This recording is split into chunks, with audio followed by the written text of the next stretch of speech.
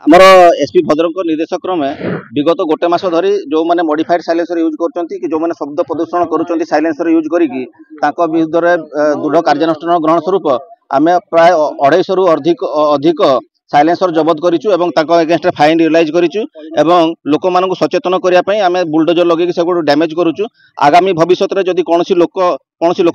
दृष्टि आसूची जे के modified silencer use करुँच number देवे आमको ताले आम उपरोक्त लोक घर को जाकर गाड़ी साइलेंसर जबत करी डैमेज करने चेष्टा करूँ और भविष्य में कार्यानुष्ठान जारी रही जो मैंने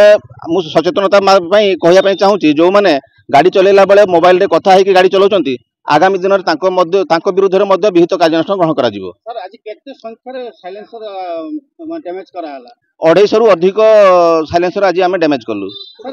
साइलेंसर जो आपण काढुछंती तर उद्देश्य कोन माने साइलेंसर कोन खेती करछ लोक साइलेंसर मॉडिफाइड साइलेंसर द्वारा